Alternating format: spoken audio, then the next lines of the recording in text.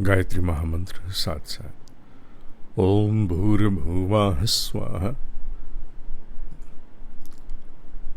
पुनः एक बार ओम भूर्भुवः स्वाहा तत्सवितुर्वरेण्यं भर्गो देवस्य धीमहि धियो यो नः प्रचोदयात्। ओम पूर्णमदः पूर्णमिदं पूर्णात् पूर्णमुदच्यते पूर्णस्य पूर्णमादाय पूर्णमेवावशिष्यते। ओम शांतिः शांतिः शांतिः। ओम। ईशावास्योपनिषद श्लोक संख्या 8। श्लोक तो आपके सामने है जिसे दोहराया जाएगा, पर मुख्य भाव जाना आवश्यक है। शब्द श्लोक पुनः मुंह से निकलता है भगवत गीता जी के कारण, अन्यथा हम इसे मंत्र कहेंगे। मंत्र आपके समक्ष है, दोहराएंगे, पर इसका भाव अनिवार्य है। और वो भाव जैसे जैसे एक साधक के साथ जुड़ता है वो धन्य हो जाता है, क्योंकि साधक अपने भीतर जा करके इस सत्य का अनुभव करता है। संयोग का विषय है कि आज जिस दिन ये कक्षा आयोजित हो रही है उसी दिन आज प्रातः है एक सार गर्भित कार्यक्रम ज्ञान विज्ञान योग पर, जो श्रीमद् भगवत गीता जी का 7वां अध्याय है उस पर हुए। और उसी के अंतर्गत जो भाव थे वह भाव इस श्लोक में अपने स्वरूप में व्यक्त होते हैं। आत्मा का स्वरूप बताया गया है। आत्मा कैसी है? अभी मैं भी बुद्धि द्वारा शब्दों का प्रयोग करके कह रहा, आप भी कानों के द्वारा सुनकर अपनी बुद्धि में उसे धारण कर रहे। पर जिन ज्ञानियों ने, जिन महासिद्धों ने इसे अनुभव किया, उन्होंने इसके सत्य की व्याख्या की है। और इसके सत्य में सब कुछ जो एक एक शब्द है उसे उस अवस्था में उन्होंने अनुभव किया जहां वो उनकी अपरोक्षानुभूति बन गई। अपरोक्ष अर्थ क्या है? अ, पर और अक्ष। अक्ष कहते हैं आंखों को, पर माने किसी दूसरे का, और अ नहीं, किसी दूसरे का नहीं, डायरेक्ट एक्सपीरियंस, जो मुझे किसी और से नहीं, पर आधारित नहीं है। हम पर शब्द का पर सेवा, पर कल्याण, पर शब्द प्रयोग करते हैं ना, तो पर दूसरा कोई अन्य, मुझसे अलग, मुझसे भिन्न। अ पर नहीं, कोई दूसरा नहीं, मेरे ही भीतर। और अक्ष आंखें, आंखें माने अनुभव क्षमता। मेरे ही भीतर अनुभव होने वाला जो सत्य है, अनुभव है, उसे कहते हैं अपरोक्षानुभूति। तो ये उन महासिद्धों की अपरोक्षानुभूति है जिस पर आधारित होकर उन्होंने इस प्रकार के मंत्र की रचना की है। और वो इसमें आत्मा के जो उन्होंने अपनी ओर से गुण कहे हैं, जिनका उल्लेख उन्होंने यहाँ आज किया है, उन गुण के अंतर्गत एक एक शब्द अपने आप में बड़ा महत्वपूर्ण है। पर इसमें मैं श्लोक मंत्र को बार बार, मंत्र और श्लोक में दोनों में भाव आ जाता है भगवत गीता जी के कारण, तो इस मंत्र का उच्चारण आप मेरे साथ साथ करें जिससे आप भी इसके साथ जुट सकें। आपको स्क्रीन पर स्पष्ट दिखाई दे रहा। सह पर्यगात शुक्रम अकायम अव्रणम अस्ना विरग्म शुद्धम अपाप विद्धम कवि मनीषि परिभुः स्वयंभुः याथा तथ्यतः अर्थान व्यदधात शाश्वतीभ्यः समाभ्यः। यह मंत्र हुआ। इस मंत्र में यूं तो एक एक अपने आप में शब्द बड़ा महत्वपूर्ण है, पर सबसे पहले जिस शब्द को मुझे अगर चुन करके आपके समक्ष कुछ कहना हो तो वो शब्द मैं लूँगा शुक्रम। पूर्व में भी जब कभी अवसर प्राप्त हुआ आत्मा के विषय में कुछ कहने का, तो ये शुक्रम शब्द, ये शुक्रम के लिए आपको आत्म साक्षात्कार करने की आवश्यकता नहीं है। ये भाव आप आज भी अपने भीतर इस वर्तमान अवस्था में भी, जितना भी उत्कर्ष हुआ, साधक तो आप हैं, तो एक साधक के लिए इस शब्द का मर्म, इसकी सत्यता अपने भीतर आज भी टटोलने संभव है। और वही इस पूरे मंत्र में सबसे महत्वपूर्ण शब्द है। बाकी हैं, पर बाकी सब इसकी सेवा में है। शुक्रम शब्द का तात्पर्य स्वप्रकाशित है। अभी तक हम ये मानते हैं कि सूर्य का प्रकाश कहीं और से आता है। सूर्य अपने प्रकाश को किसी अपने बड़े महासूर्य से प्राप्त करता है। और हम अभी तक जितना भी शोध उपलब्ध हुआ, हम मानते हैं कि हमारे सूर्य की भांति अनेकों अन्य सूर्य हैं, जो आधुनिक शोध पर आधारित तथ्य है। अनेकों अन्य सूर्य हैं जो आपस में गुथे हुए भी हैं, एक दूसरे से अपनी ऊर्जा का स्रोत, प्रकाश इत्यादि प्राप्त करते हैं। अतः अभी हालांकि इसकी पुष्टियां होना बाकी है, पर फिर भी इतना भाव मानते हैं कि हर किसी को अपने लिए ऊर्जा का स्रोत कहीं बाहर से प्राप्त होता है।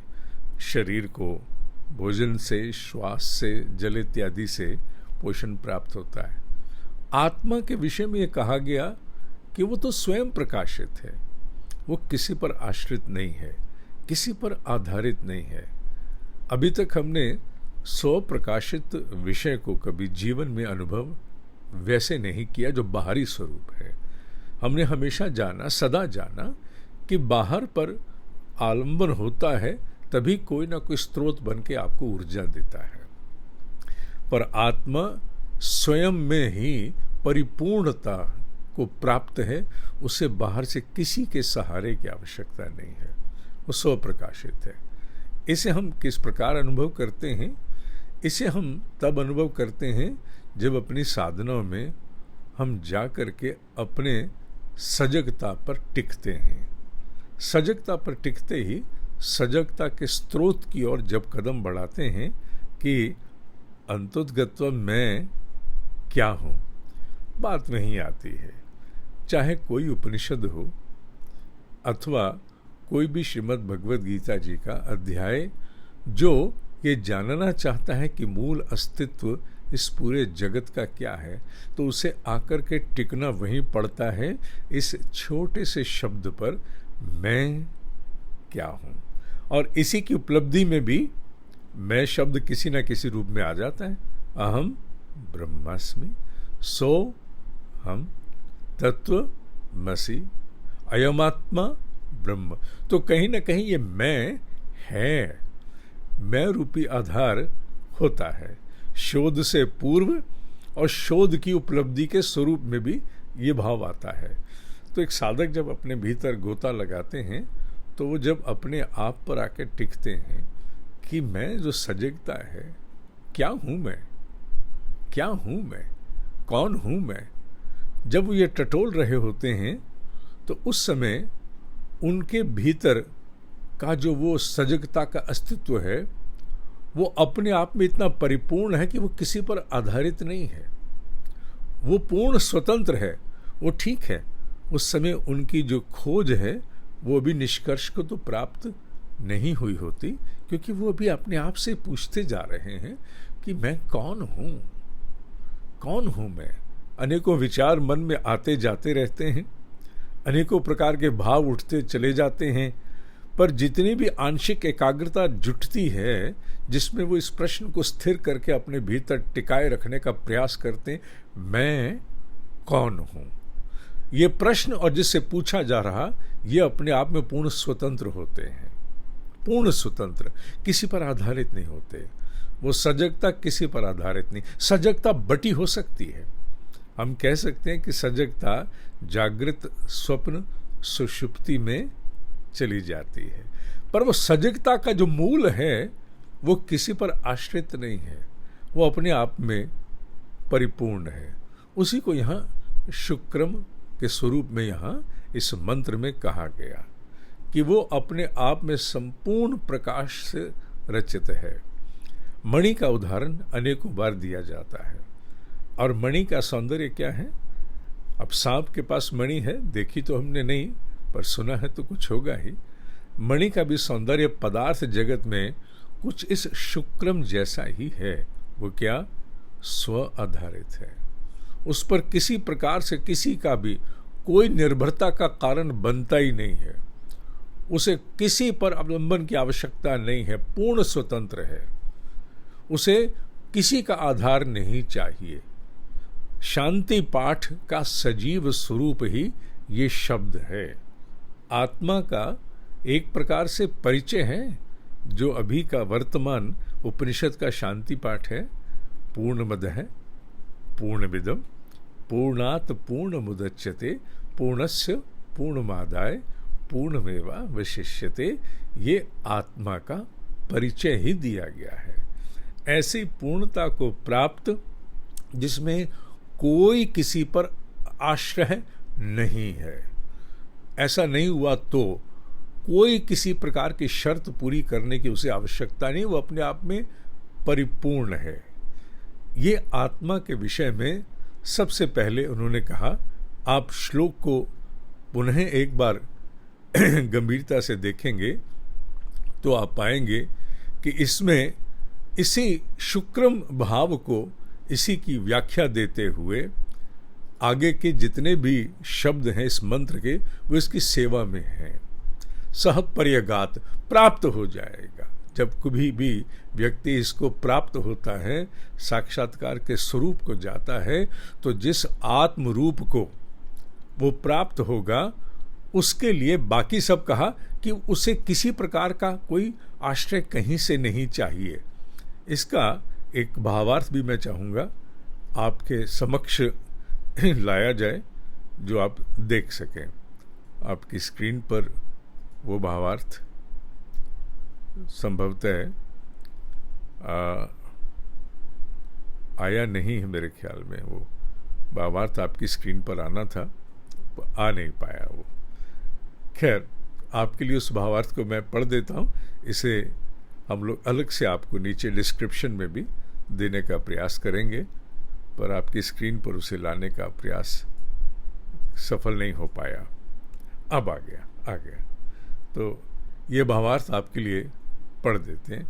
वह आत्मा तेजोमयी प्रकाश स्वरूप, सूक्ष्म अस्तित्व रहित, क्षति रहित, नाड़ी रहित, शुद्ध, पूर्ण पवित्र, कर्म फल प्रभाव मुक्त, सर्वज्ञ, मनस्वी, सर्वोपरि अजन्मा और पूरे जगत को चलाने के लिए जिस प्रकार की क्षमता और दायित्व जिसे देने हैं, वो सब यही आत्मा है। और अनादि काल से ये उन प्रजापतियों को उनके कार्य सौंपती हुई आ रही है। जब ये भाव सामने आता है तो मनुष्य के मन में यकायक से एक प्रश्न खड़ा होता है कि आत्मा तो मुझ में है, हम सब में आत्मा है। क्या हम इतने योग्य मूल में हैं कि हमारे चलाने से सृष्टि चल रही है? जीवन का इतना अधूरापन है कि उस अधूरेपन को सामने रखते हुए इस मंत्र का दर्शन करें तो हम तो कहीं पर भी नहीं ठहरते। हम तो कहीं से कहीं भी इस मंत्र के प्रकाश में अपने आप को नहीं पाते। मंत्र तो हमें ही ईश्वर घोषित कर रहा है। मंत्र हमारी सर्वज्ञतार्थ, हमें सब कुछ पता है। हमें ही इस सृष्टि के सभी सूक्ष्म तत्वों को प्रेरित कर रहे हैं। हम ही इस सृष्टि का मूल आधार हैं और अनादिकाल से हैं। हम तो केवल एक सीमित सी आयु जीने के लिए आए हैं। आज भी अनेकों अभाव, अज्ञान, अशक्ति से ग्रसित हैं। इतने अधूरेपन को जीते हुए मंत्र की इतनी बड़ी व्याख्या, उसके इतने बड़े मर्म को आत्मसात कर पाना, उसे हजम कर पाना संभव नहीं दिखता है। यही सबसे बड़ा वो ईश्वर की लीला का रहस्य है कि उसने माया इस स्वरूप में प्रेरित की है कि वो जो इस पूरी सृष्टि का अधिष्ठाता है वो इन स्तरों पर कट बट गया, अज्ञानता के अधीन चला गया, अपना स्वरूप भूल गया। वो अपने आप को इतना अधूरा अनुभव करता है मनुष्य रूप में, जीव रूप में, कि वो चाह कर के भी सोच नहीं सकता कि ये सब कुछ मुझसे ही है, मेरे ही द्वारा है और मैं ही इसका अधिष्ठाता हूँ। ये जितनी भी क्षमताएं हैं ये मंत्र में सुनने के उपरांत दृढ़ भूमि सहजता से होती नहीं है। कारण क्योंकि इन्हें पढ़ते पढ़ते जो वर्तमान अवस्था है वो मूल्यांकन के लिए बुद्धि का शस्त्र बन करके आ जाती है। ये पढ़ तो रहा है, पढ़ तो रही है, पर तेरी वर्तमान अवस्था तो कहीं से कहीं तक नहीं है। यहीं से एक ज्ञानी माने जो केवल, यहाँ ज्ञानी शब्द का भाव वो नहीं ले रहे जो ज्ञान विज्ञान योग में है। यहाँ ज्ञानी हम उसे मान रहे हैं जो केवल इसे पढ़ करके एक जानकारी के स्वरूप में अर्जित कर रहा। यहाँ उससे एक साधक का एक बहुत बड़ा भेद उत्पन्न होता है। साधक जब अपने भीतर अपने अंतर जगत की यात्रा में जाता है उस समय यह मंत्र उसके सामने नहीं होता। ये मंत्र कहीं से कहीं उसके सामने नहीं होता है। उस समय तो वो केवल अपने भीतर की प्रयोगशाला में अपने आप को पूछते हुए चले जाता कि मैं कौन हूँ मैं। वो दीवार उसके सामने आ जाती है जहाँ वो अपने आप को ही कहता चिदानंद रूपो शिवोहम। भले ही वो दीवार सामने आए और वहीं रुक करके खड़ा हो जाए, पर एक बात तो सत्य है कि एक साधु को उन क्षणों में प्राप्त पूर्णता, प्राप्त सुखानुभूति, प्राप्त आनंद और प्राप्त आंशिक व्याप्ति, परवेजिवनेस, वो इतने बड़ी होती है कि उसे आभास करा देती है कि इस मंत्र को तूने पूरी तरह तो अपने भीतर सजीव नहीं किया, पर हाँ इतना अवश्य है कि जितना मूल्यांकन अपने अस्तित्व का तुमने आंखें खोल के आज तक किया है, अपना जीवन जीते हुए अभाव अज्ञान अशक्ति के प्रकाश में अपने अधूरेपन के दर्शन किए, उतने तुम नहीं हो। उससे तुम कहीं अधिक कहीं अलग हो, उससे कहीं अधिक कहीं अलग हो। ये दर्शन केवल साधक को होते हैं, क्योंकि साधक की जो अनुभूति है, जो अपरोक्षानुभूति है, डायरेक्ट एक्सपीरियंस है, वो उन क्षणों में ही संभव होता है जब वो अपने भीतर के जगत में मैं कौन हूं मैं इस भाव पर वो स्थिर हो जाते हैं। पूछते तो वो यही अपने आप से कि मैं कौन हूं। वो ये पूछते पूछते पूछते एक विलय की अवस्था ऐसी आती है जहां वो प्रश्न भीतर कहीं खोसा जाता है, और प्रश्न खोने के बाद अर्थात बुद्धि शांत हो गई। प्रश्न खो जाना माने वो बुद्धि जिस विश्लेषण अन्वेषण पर आरूढ़ थी वो अब लुप्त होने लगती है, और बुद्धि जैसे ही विराम लेती है तो अनुभूति और अधिक सजग हो जाती है। और अनुभूति के शब्द नहीं होते, आप अनुभूति को शब्द नहीं दे सकते। हाँ, इतना आप कहते हो सुख की अनुभूति हो रही, शांति की अनुभूति हो रही, स्थिरता की अनुभूति हो रही, आनंद की अनुभूति हो रही, पूर्णता की अनुभूति हो रही। हाँ, मुझे ये भी अनुभव हुआ कि मैं केवल इतना ही नहीं हूँ, इससे अधिक मेरा विस्तार है। क्या, कहाँ तक, कितना, ये तो समझ नहीं आया, पर हाँ मुझे आभास हो गया कि मैं इतना नहीं हूँ। अभी ये यात्रा कब की है? तब की जबकि अभी कुछ पता नहीं कि मैं कौन हूँ। जैसे अगर सूर्य के निकट की यात्रा करें तो जैसे जैसे सूर्य की निकटता प्राप्त होगी, कल्पना के आधार पर कहा जा रहा, वैसे वैसे उस सूर्य की ऊष्मा बढ़ती चली जाएगी, जिसे वहन करना भी सहज नहीं रह जाएगा। उसी प्रकार आत्म तत्व की ओर बढ़ाए गए कदम इस प्रकार की अप्रोक्षानुभूति के प्रयोग द्वारा, मैं कौन हूँ, इस यात्रा के द्वारा जब कदम बढ़ते हैं तो भीतर के उस आत्म सूर्य का प्रकाश बढ़ने लगता है और जो अनुभव में आता है वो वर्तमान की अवस्था से सर्वथा भिन्न होता है।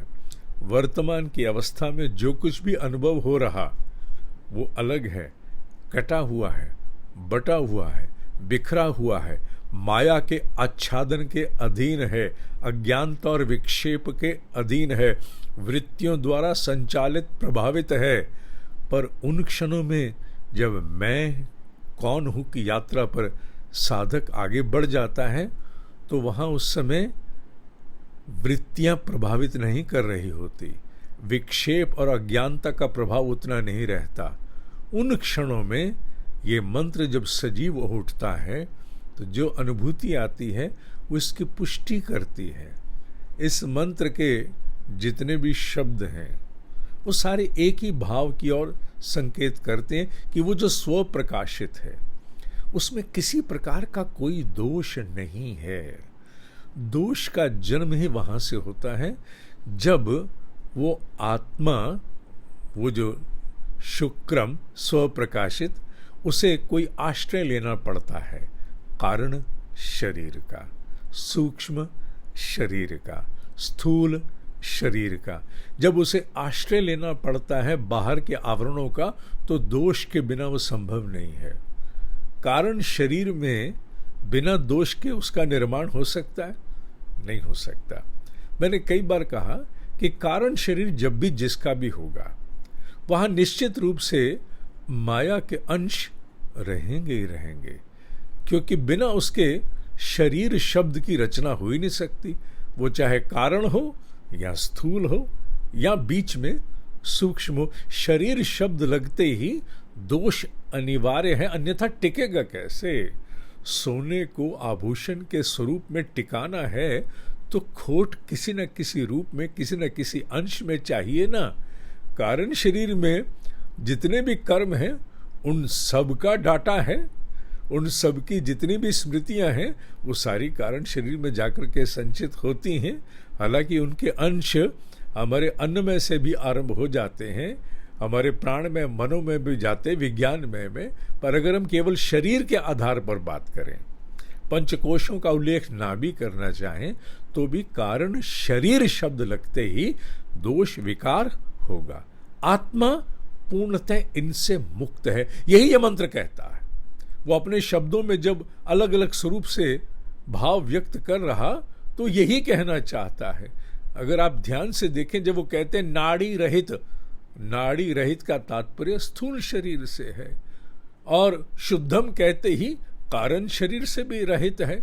जब वो कारण शरीर से भी रहित है तो फिर कर्म पल का कोई प्रभाव उस पर जा ही नहीं सकता, क्योंकि कर्म और उसके प्रभाव के लिए एक शरीर का होना अनिवार्य है। आत्मा के धरातल पर ना कोई उस रूप में कर्म, ना ही कोई उसका प्रभाव, क्रिया प्रतिक्रिया से वो मुक्त है। क्योंकि शरीर होगा तभी पुनरपि जननम पुनरपि मरणम। शरीर ही नहीं है, अर्थात यहाँ शरीर ही नहीं है का तात्पर्य ये नहीं कि स्थूल नहीं तो सूक्ष्म, सूक्ष्म नहीं तो कारण ना। शरीर किसी भी स्वरूप में, स्थूल सूक्ष्म कारण, जब तीनों स्वरूपों में नहीं रहा तो कर्म फल के समस्त प्रभाव से मुक्त है, और वही पूरी सजगता का ईश्वर है। वही पूरी सजगता का ईश्वर अनुशासन को चलाता है, सबसे ऊपर है वो, सर्वोपरि। सर्वोपरि का तात्पर्य ये भी है कि वो सबसे असंग है, वो किसी पर उस रूप में आसक्त नहीं है, और वो किसी प्रकार से ऐसे चक्र में नहीं फंसा जहां उसे भोगने के लिए अच्छा अथवा बुरा जन्म लेना ही होगा।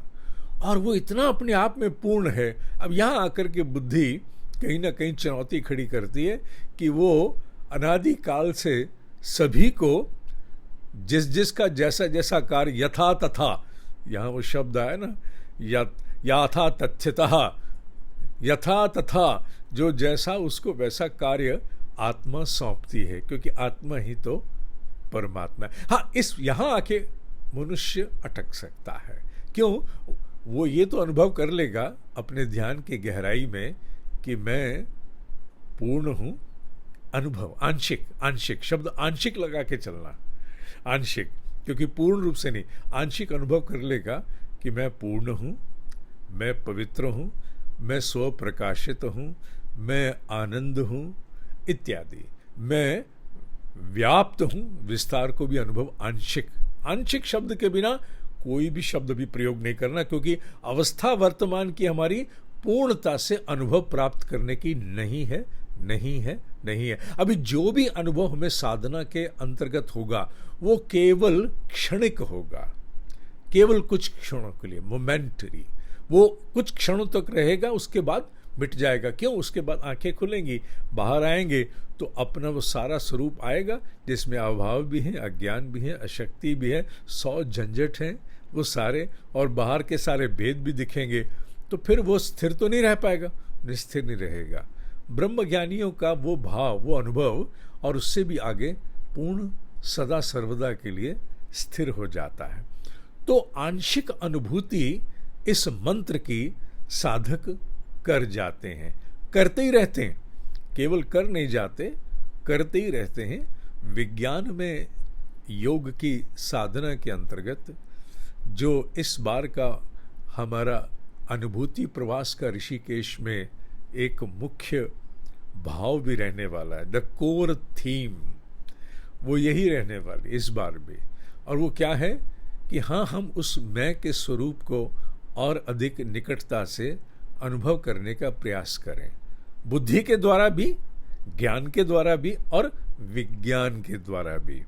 ज्ञान जो हम जान गए, जानते हैं, और विज्ञान जो हमने अनुभव कर लिया। बहुत कुछ हम जानते हैं पर सब कुछ अनुभव तो नहीं किया होता। नहीं, अनुभव कहाँ किया होता, अवसर भी नहीं आते, उतने प्रयास भी हम नहीं करते, उतने कई बार सुपात्रता भी नहीं होती है। तब तक वो केवल ज्ञान है, जानकारी है। विज्ञान कब बनता है? जब वो अनुभव में उतर जाता है, बिकम्स ए डायरेक्ट एक्सपीरियंस।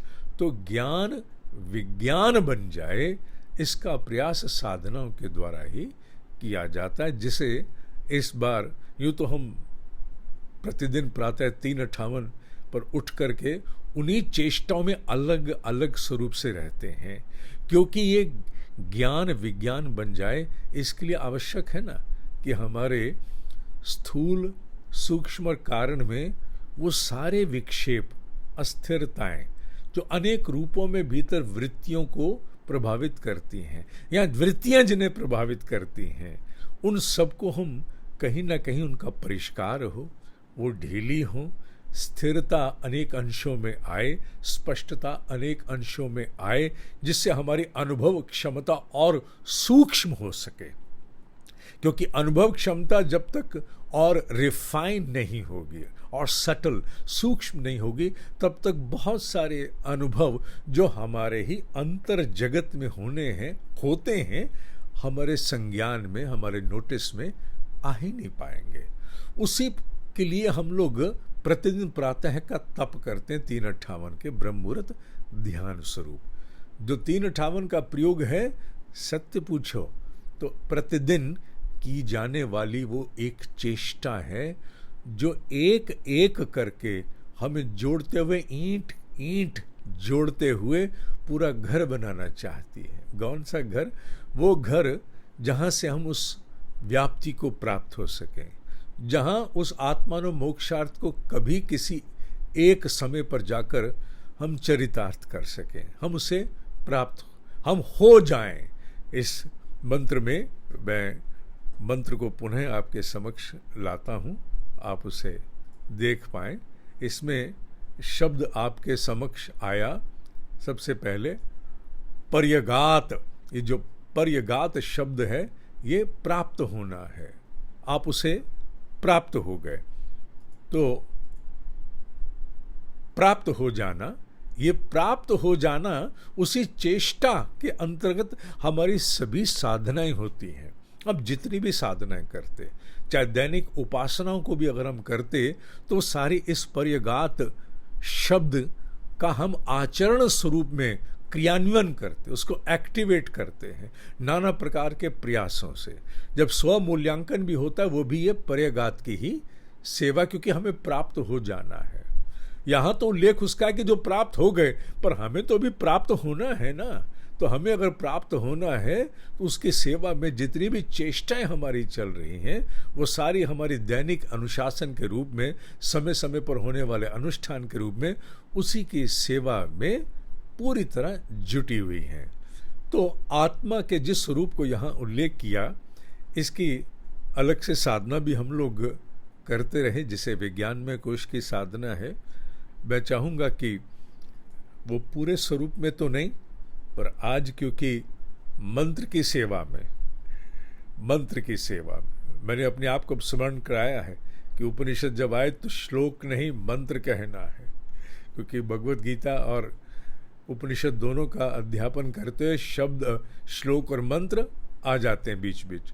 तो इस मंत्र को सजीव करने के लिए एक छोटा सा अनुभव अनिवार्य है, जिसे पूर्व में भी मेरे साथ साधकों ने अनेकों बार अनुभव किया, पर आज क्योंकि ये कक्षा इसी पर ही पूरी तरह से आवंटित है, इसलिए उस छोटे से सूक्ष्म ध्यान का होना भी अनिवार्य है।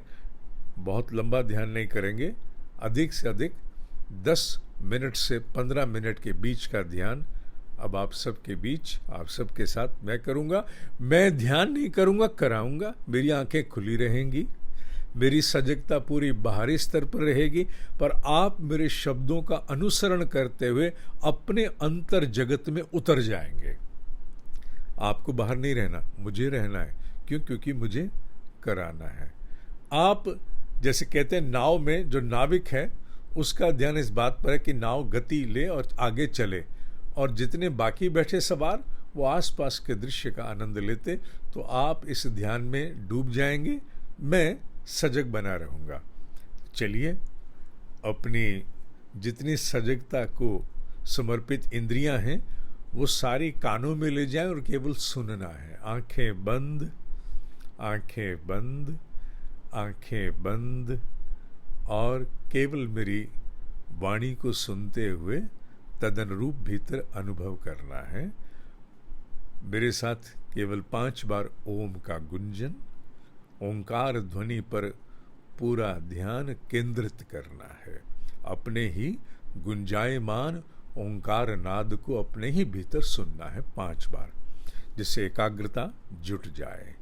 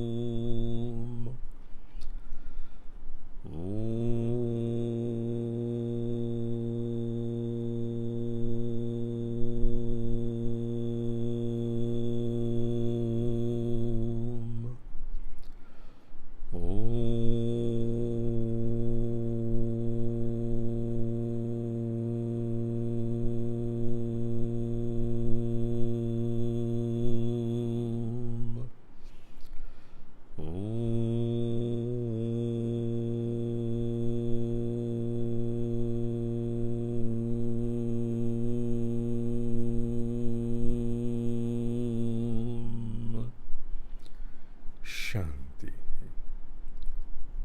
शांति। प्रश्न, अपने भीतर प्रश्न, कौन हूं मैं? कौन हूं मैं? क्या मैं शरीर हूं? शरीर, शरीर, स्थूल शरीर, शरीर मेरा है। हाँ, मेरा है, पर मैं शरीर नहीं हूं। मेरा है, इसके कष्ट, इसका बल मुझे अनुभव होता,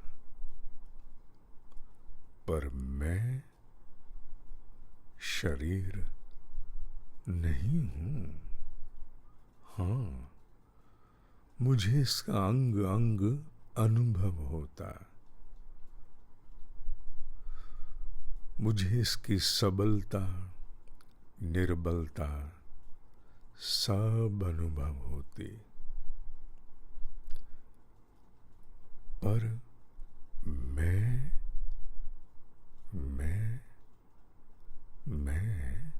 शरीर नहीं हूं। मेरा है, मैं शरीर नहीं हूं। अच्छा, शरीर मेरा है, मैं नहीं हूं। तो क्या मैं विचार हूं? विचार मेरी सजगता का एक कार्य है, एक्ट ऑफ माई अवेयरनेस। हजारों लाखों विचार उठते चले जाते, मैं विचारों को अनुभव करता, पर मैं विचार नहीं हूं। अच्छा, क्या मैं कल्पना हूं? कल्पना, इमेजिनेशन नहीं। हजारों कल्पनाएं उठती मिटती, विस्मृति को जाती, अनुभव करता, पर मैं कल्पना नहीं हूं। अच्छा, क्या मैं स्मृति स्मृति हूं? नहीं, स्मृतियों को अनुभव करता, पर मैं स्मृति नहीं हूं। मैं स्मृति नहीं हूं। मैं स्मृति नहीं हूं। अच्छा, मैं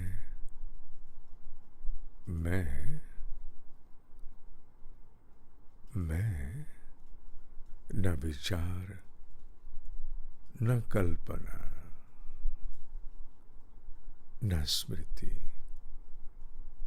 क्या मैं कामना हूं? कामना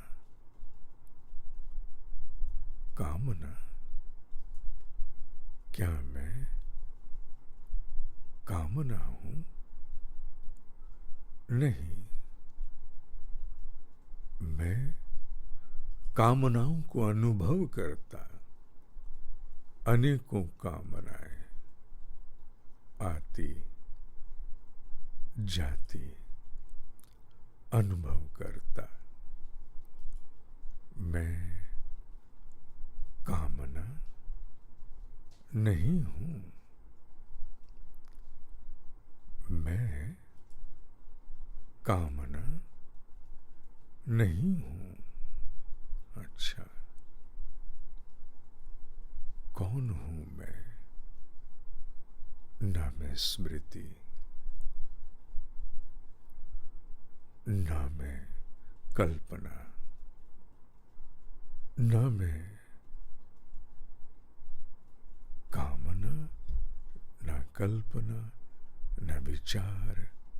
मैं कौन हूं? मैं कौन हूं? मैं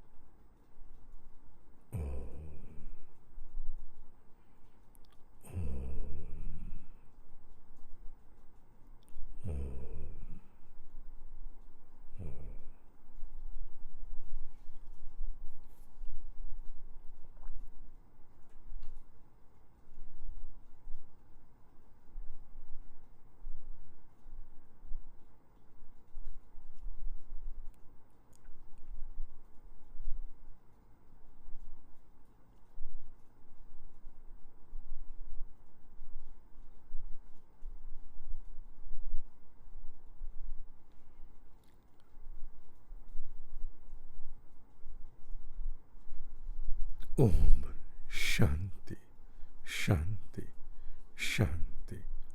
ओम शांति शांति शांति। ओम शांति शांति शांति। ओम शांति शांति शांति। धीरे धीरे ध्यान से बाहर आओ, शरीर बोध प्राप्त करो।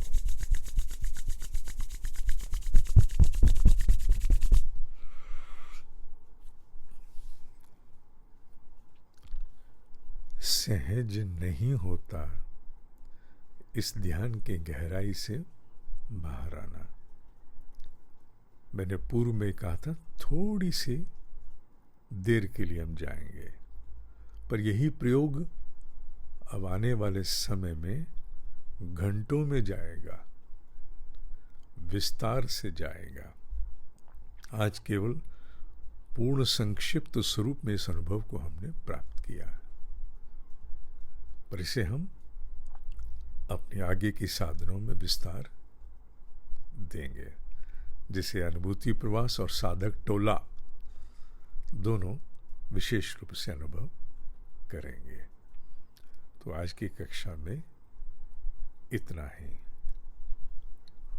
ओम पूर्णमदः पूर्णमिदं पूर्णात् पूर्णमुदच्यते पूर्णस्य पूर्णमादाय पूर्णमेवावशिष्यते। ओम शांति शांति शांति। ओम ही सत्य है, ओम ही सत्य है, ओम ही सत्य है। सबका मंगल हो।